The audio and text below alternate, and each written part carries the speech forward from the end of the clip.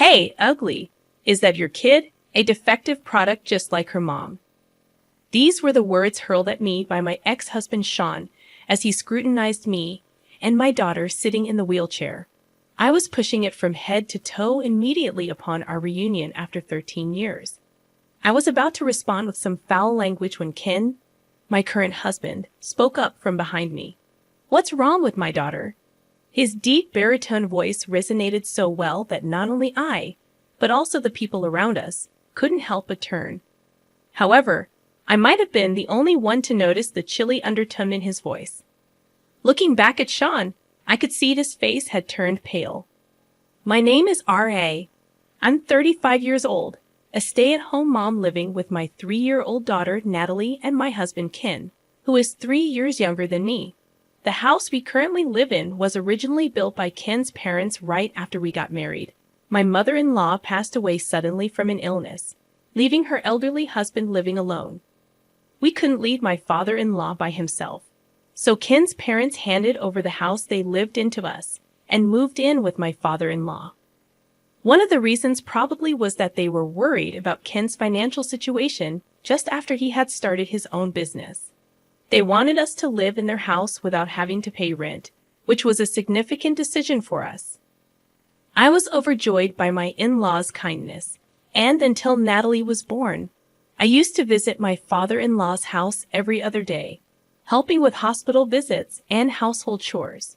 After Natalie was born, I slowed down a bit, but still made it a point to visit with Ken at least twice a month, helping out wherever we could or giving my in-laws a break to go relax at a spa resort.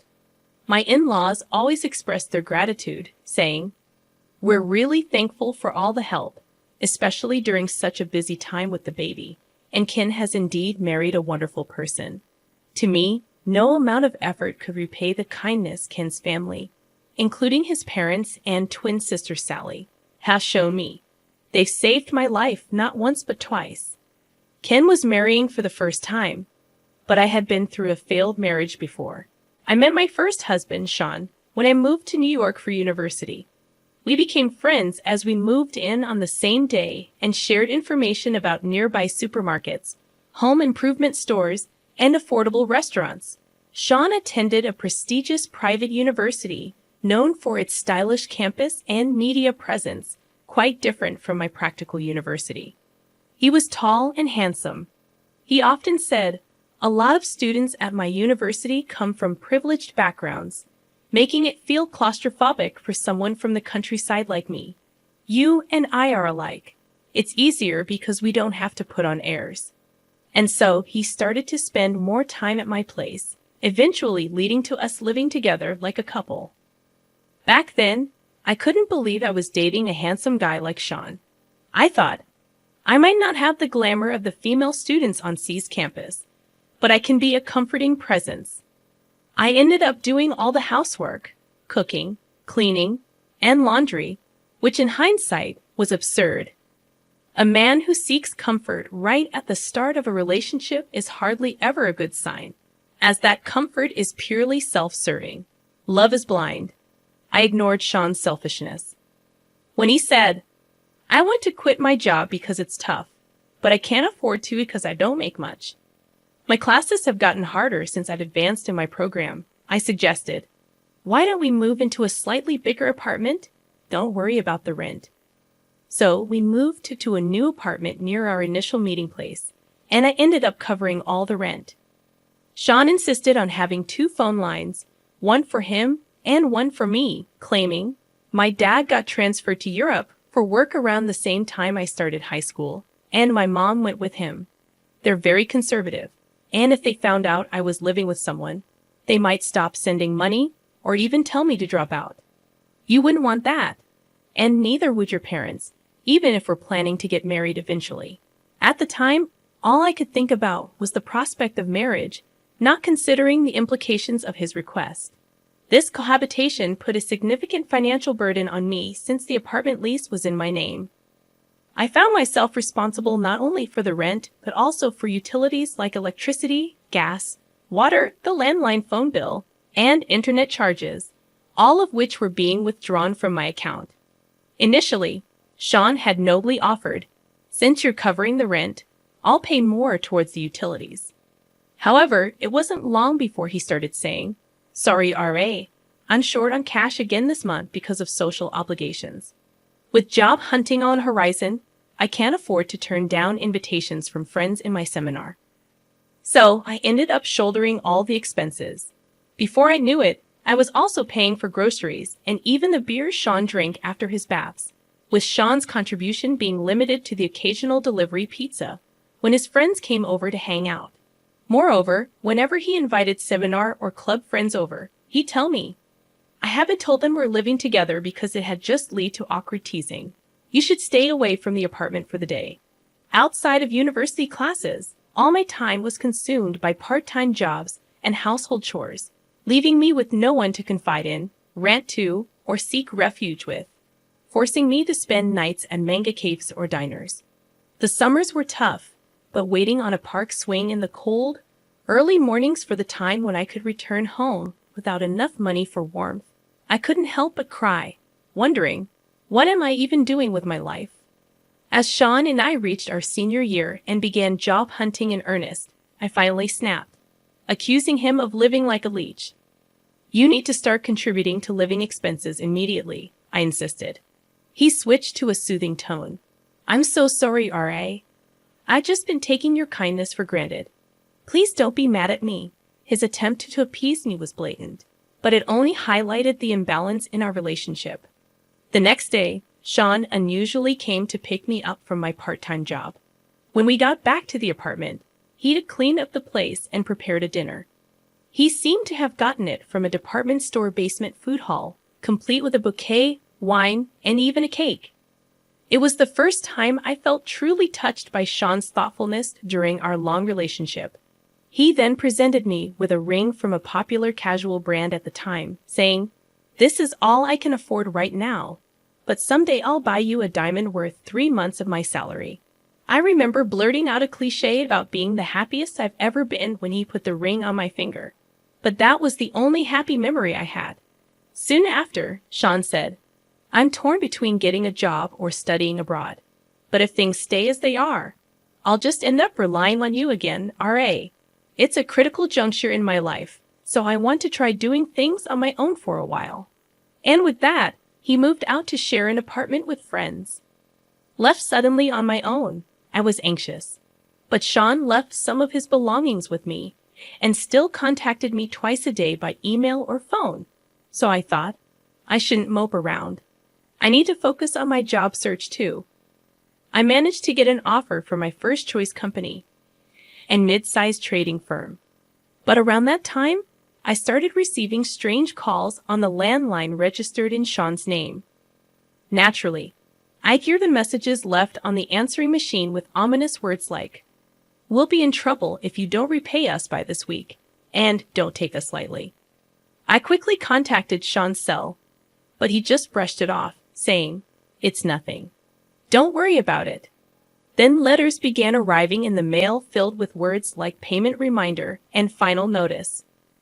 When I confronted Sean more forcefully, he snapped, saying, "Stop nagging. I've been putting up with someone as ugly and defective as you this whole time, so the least you can do is pay this off as a thank you." After that, he stopped answering my calls. Deceived by his regular contact, I realized too late that I hadn't asked for Sean's new address. When I tried contacting his university, they refused to give me any information, saying, "We can't disclose that to unrelated individuals." Desperate for any clue, I'd opened some of the cardboard boxes Sean had left in the apartment. Inside were documents from several finance companies hinting at debts, old clothes with no resale value, and a used, outdated laptop. There was nothing that could lead me to Sean's parents' address or his current whereabouts, making me realize I was nothing more than a source of money to him. But things got worse. Not long after losing contact with Sean, 2 men in suits showed up at my apartment, informing me that as Sean's wife and guarantor for his debts, I was expected to repay them promptly. The additional blow, at a time when I hadn't even recovered from the shock of being abandoned by Sean, was enough to devastate me. It was Ken and his family who rescued me from this situation. That's why I've always wanted to do everything I can for my parents and kin. However, as I was pushing my daughter Natalie's wheelchair through the mall, I had an unexpected reunion with Sean, the man who had betrayed and abandoned me 13 years ago. He looked at me and Natalie rudely, then approached with an unpleasant smile. And the first thing he said was, "Hey, ugly, is that your kid? A defective product just like her mom." I was about to lose my temper, not just at the insult to me, but to my innocent daughter, when a man stepped in between Sean and me. It was Ken, my husband. "What's wrong with my daughter?" Ken asked, his voice carrying clearly. Passers-by stopped to see what was happening, but Sean, for some reason, turned pale and didn't retort. As Natalie and I looked back and forth between Sean and Ken, Sean, unable to withstand the surrounding gazes, snapped at Ken, "This is private. It's none of your business, right?" But Ken, unflustered, replied, "I'm involved because it concerns my family. Otherwise, I wouldn't bother speaking to someone like you." Then, turning to Natalie, he said with a smile, "Mommy and Daddy have some business to take care of. Auntie will be here soon to pick you up, so why don't you go to her house first?" Hearing that, I couldn't help but exclaim, "What?" However, Natalie, unusually composed for her age and not easily surprised, said, "Okay, since it's a celebration, make sure you come early." Soon after, Ken's sister Sally arrived with her children, and Natalie left with them, leaving the scene behind. Then Ken, losing the initial momentum and slightly stooping towards Sean, who seemed somewhat diminished by the confrontation, pressured with a half smile, "Let's have an adult conversation, shall we? It's best we move somewhere else rather than providing a free show for the public." Sean, not particularly short but significantly overshadowed by Ken's near 6'3", statured and faced with Ken's unsmiling gaze, probably thought it better than being goaded by onlookers and surprisingly agreed to Ken's suggestion to change locations. The three of them took a taxi and arrived at the building housing Ken's office. With the push of an elevator button and a glance at the tenant directory next to it, Sean realized they were headed to a law firm, which made his complexion turn pale again. But it was too late to run away, so he reluctantly joined them in the elevator on his supposed day off. Ken appeared with a stern face, bringing his wife, me, and a guest, which surprised the office staff. However, by the time we were escorted to the back reception room, they had regained their composure, watching Ken's profile. I managed to calm my nerves, but the only one who remained visibly restless and uneasy was Sean. Seeing Sean's state, Ken, with a sly smile, placed a stack of documents on the table after asking a staff member to bring them and casually mentioned, "It's terrifying how coincidences work, isn't it? To think we'd meet the very person involved before showing this investigation report to the chairman." Sean's complexion grew even worse upon hearing this, but I had no idea what they were talking about. Noticing my confusion, Ken began to explain to both Sean and me. The chairman he mentioned was a major client of Ken's office, the current chairman of a machine tool manufacturing company. Recently, the chairman personally summoned Ken to the company's headquarters, where he was introduced to the chairman's youngest daughter, who had just returned from studying in the United States. The chairman had a special request. He wanted an investigation into a man's background to be kept confidential, and there in the sales department was none other than Sean Smith. "Well, you were using a different spelling for Sean back then," Ken continued with a grin, making Sean's face grow even paler. Ken went on to explain that the chairman's granddaughter, while studying in France, had formed a relationship with a man at the same graduate school, promising each other a future together. This man had dropped out of a university just before graduating and moved to France to enroll in a local university. After graduating, he worked for the company's local branch, but left seeking further education in graduate school. The granddaughter, a smart woman, had fallen deeply in love with this man who supported her through homesickness after enrolling in a French university. Having completed her master's degree earlier than him, She returned to Japan with him and asked her grandfather, the chairman, to approve their marriage and to consider him for a position in the family-owned company. The chairman was completely unaware of this man's existence around his granddaughter in France. However, the executive director, the chairman's daughter, had met the man several times during business trips to France and had been introduced to his parents stationed there. The executive director thought it too sudden for her adult daughter to marry and immediately join the family business as a future executive. So after a private discussion between the doting grandfather and the executive director, they discreetly commissioned Ken's law firm, which had a long-standing relationship with their family, to investigate Sean. Feeling a bad premonition, I asked, "Don't tell me that man isn't Sean, is it?" But before Ken could answer, Sean snapped back, "What? It's a problem if it's me. We've been over for ages. And who I marry has nothing to do with you."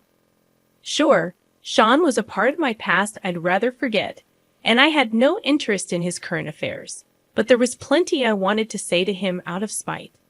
Separated. Yes, but right before that, you filed for our marriage without my consent, made me a guarantor for your debts, then disappeared. I shouted, and Sean seemed taken aback for a moment, but quickly smirked. You say that, but you wanted to marry me back then. I just made your dream come true. And in return, you helped a bit with my debts.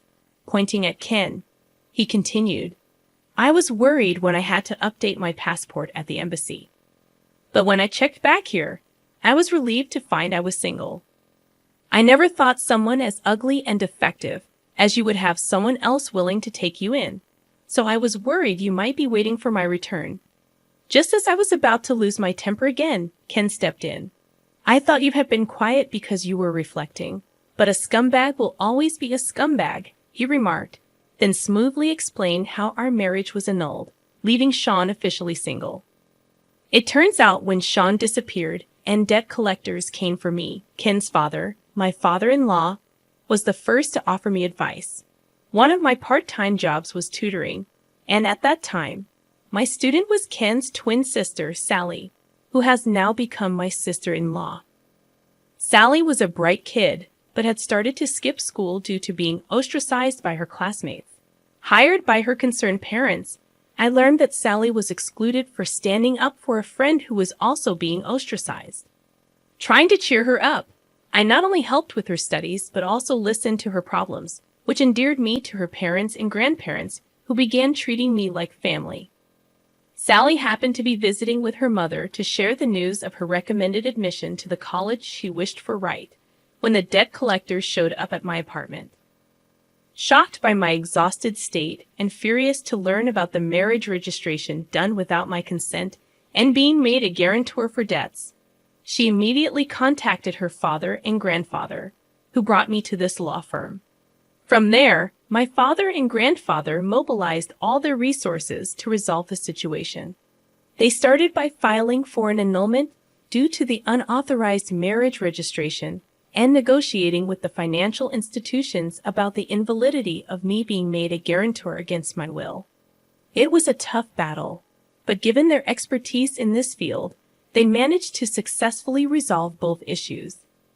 I was told facing a lawsuit for annulment and dealing with stubborn financial institutions was a tremendous effort, especially as Sean was nowhere to be found. Meanwhile, overwhelmed by this sudden misfortune, the shock of being abandoned by Sean, and the turmoil that jeopardized my college graduation and employment offer, I worried about how I could ever afford the attorney's fees. That's when my grandfather-in-law offered me a job at this firm, where I worked diligently, hoping to repay them in some small way. Despite my efforts to pay the attorney's fees, the Bar Association's regulations only allowed me to cover the actual expenses with a little extra. Thanks to their efforts, the marriage was ultimately annulled, and I was also released from being Sean's guarantor for his debts. So technically, you're not Ra's ex-husband. You're just a blemish on her life, they told Sean.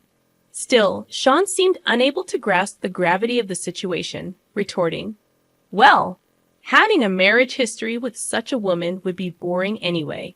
And as for the debts, they're probably statute barred by now. At that moment, Ken burst into laughter. Facing Sean's confused reaction, Ken retorted, "The statute of limitations hasn't kicked in. I believe you'll be seeing some collection efforts starting this coming week." Sean might have thought that after 13 years, his debts were time-barred, but thanks to my grandfather-in-law, they were not. I was removed as a guarantor.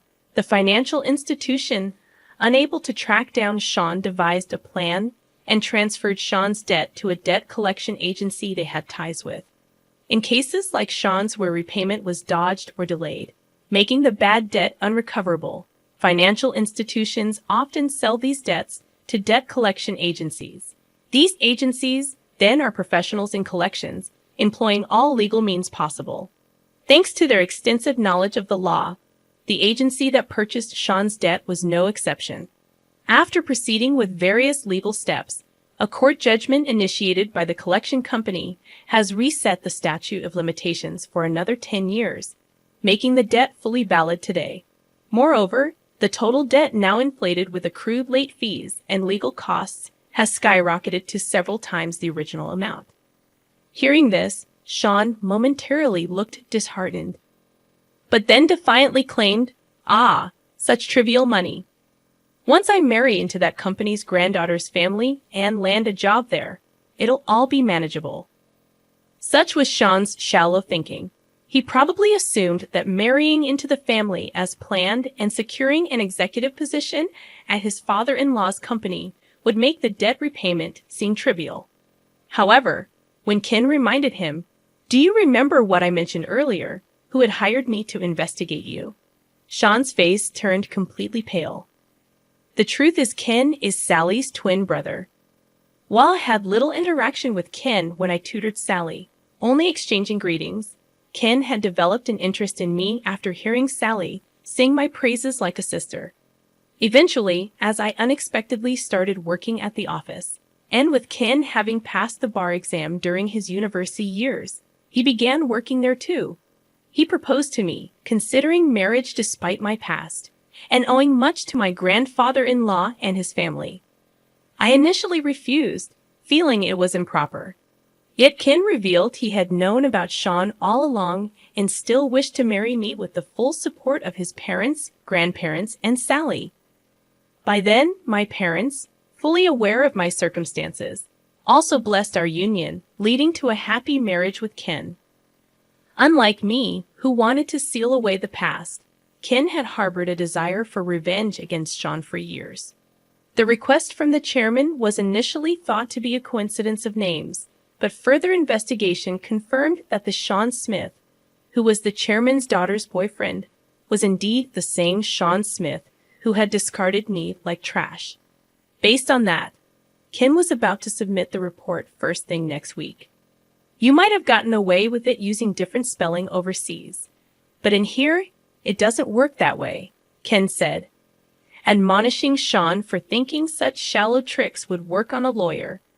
He revealed that he had already sent an email and a report to the chairman and his granddaughter. Since then, we've occasionally received inquiries from that financial institution checking if they had located you. I've also informed them about your situation," Ken continued. Suddenly dropping to his knees, Sean begged, "Please, somehow convince the chairman and the others that it was all a mistake." But Ken, with a sarcastic tone, questioned, "Why should I, a lawyer, tell such blatant lies to a client, especially when you've insulted my young daughter, who is in a wheelchair because of an injury, calling her ugly and defective?" The truth about Natalie's injury, how it happened while she was on her way to violin practice, deeply moved everyone. Today was supposed to be for Natalie's celebration of winning a prize in an art competition. Still, Sean's unexpected appearance turned it into a complete disaster. Ken, utterly doting on his daughter, was undoubtedly furious, not just because of Sean's past actions, but also because of the vile words directed at Natalie. Even as Ken coldly dismissed him, Sean, without any shame, continued to plead loudly, "Please, the future of a man's life is at stake here. Are you going to ruin it?" Ken responded firmly, "Which right do you have to say such a thing?" What you tried to do to R and the chairman's granddaughter was exactly the act of ruining someone's life. It's like the saying, curse others, and you dig two graves. A boomerang that came right back at you. You should accept it gracefully. When Sean still tried to cling to him, Ken brushed off his arm and said, "The exit is that way," calling the building's security to escort Sean out with a flick of his hand. As Sean's cries and resentments faded away, Ken and I exchanged smiles. Later on, Sean rushed to his girlfriend, the chairman's granddaughter, and made excuses. But she, already harboring suspicions, was outraged by the revelation of the truth and refused to see him again, effectively giving him the boot. However, the chairman and the executive director, upset over their beloved daughter and granddaughter being hurt, took further action. Sean, attempting to reconcile and bombarding her with messages and emails, was reported to the police for suspicion of being a fraudster trying to marry and infiltrate the company with a fake resume. While it didn't escalate to a criminal case, a warning was issued for the stalking. Sean, persistent in continuing his harassment, was eventually arrested and prosecuted. Though he received a suspended sentence with probation instead of jail time, the conviction meant he could find employment nowhere, not just outside of Tokyo, but across the entire country. Despite superficially returning to his normal life, finding himself in a desperate situation, Sean once again tried to go to America, hoping to find employment there. But with a criminal record, he struggled to obtain a visa and had to give up on that plan. Moreover, after learning everything from the chairman and the police, his parents disowned him, leaving Sean truly alone. Facing unavoidable debt repayment, he tried to find odd jobs. But without a smartphone due to being blacklisted, an expired driver's license, and no fixed address, decent work was impossible to come by. I heard through the grapevine that he ended up working for a shady handyman service introduced by the debt collectors, living in a dormitory with no privacy, and working from dawn till dusk. But I decided to forget about it as soon as I heard, as it had nothing to do with me. On the other hand, Ken and I moved from our suburban house to a condo near the private elementary school Natalie plans to attend once her injury has healed. Natalie, who has been averse to taking the train since the accident, liked the bus accessibility and the view from our high-rise apartment, seeming happier every day. The previous house was a remodeled version of Ken's parents' home, so when Ken suggested selling it to move, I worried about what his parents would think. However, they, enjoying their second life in a warm sea town, told us the happiness of our son, his wife, and our granddaughter is what matters most. Don't worry about us. They actually encouraged us to go ahead with the move. Being closer to my workplace means more time spent with the family than before. It was a good decision. Ken, enjoying the new life as much as Natalie said, watching them. I've been thinking about trying something new myself.